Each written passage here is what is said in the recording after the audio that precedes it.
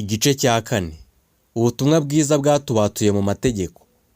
Ariko ndavuga yuko umuragwa iyo akiri umwana atagira icyo atandukaniraho n'imbata, nubwo yaba ari nyiri ibintu byose, ahubwo ategekwa n'abamurera n'ibisonga kugeza igihe cyategetswe na se. Natwe niko turi, tukiri bato twari imbata, dutegekwa n'amategeko ya mbere yahoze mu isi. Maze igihe gikwiriye gisohoye, Imana yohereza umwana wayo wabyawe n'umugore kandi wavutse atwarwa n'amategeko, ngo acungure abatwarwa nayo, biduheshe guhinduka abana b'Imana. Kandi kuko muri abana bayo, nicyo cyatumye Imana yohereza umwuka w'umwana wayo mu mitima yacu, avuga ati Aba Data. Nicyo gituma utakiri imbata, ahubwo uri umwana. Kandi rero ubwo uri umwana, uri n'umuragwa ubihawe n'Imana. Icyakora icyo gihe, kuko mutari muzi Imana, mwari imbata z'ibitari Imana nyakuri. Ariko none ubwo mwamenye Imana, kandi cyane cyane ubwo mwamenywe nayo, ni iki cyatumye musubira inyuma mu bya mbere bidafite imbaraga, kandi bikena umumaro, mugashaka kongera kuba imbata zabyo? Muziririza iminsi n'amezi n'ibihe n'imyaka. Ndatinya yuko hari ibyo nabakoreye naruhijwe n'ubusa. Ndabinginga bene data, mumere nkanjye kuko nanjye meze nk'amwe. Ntimurakangirira nabi, nubwo muzi yuko indwara y'umubiri ariyo yanzanye iwanyu bwa mbere kubabwira ubutumwa bwiza, kandi nubwo iby'umubiri wanjye byababereye ikirushya, ntimurakabihinyura ngo mubicire ifudika, ahubwo mwanyemeye nka marayika w'Imana, ndetse nka Kristo Yesu ubwe. Ariko none kwa kwishima kwanyu kurihe? Ndabahamya yuko muri icyo gihe, iyo bishoboka muba mwaremeye kwinogora amaso mukayama. Mbese mpindutse umwanzi wanyu nuko mbabwira ukuri?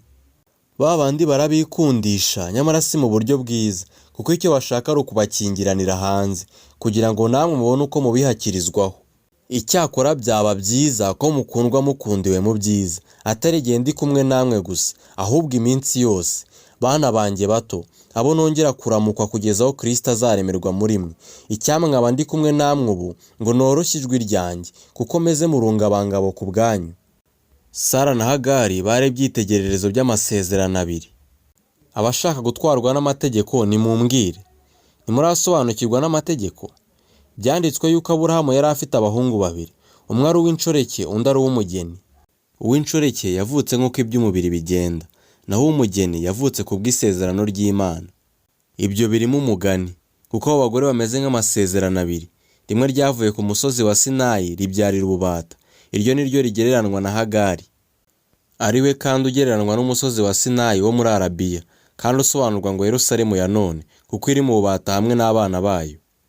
Ariko Yerusalemu yo mu ijuru niyo mugeni, niyo mama wa twese, kuko byanditswe ngo ishime ngumba itabyara, tera hejuru uvuge cyane utararamukwa, kuko abana b'inyungwakazi ari benshi, baruta ab'inkundwakazi. Nuko rero bene data, namwe muri abana b'isezerano nk'uko Isaka yari ari.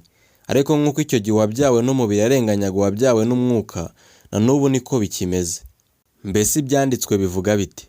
Biravuga biti, senda inshoreke n'umuhungu wayo, kuko umuhungu w'inshoreke atazaraganwa n'umuhungu w'umugeni. Nuko bene data, ntitukiri abana b'inshoreke, ahubwo turaba umugeni.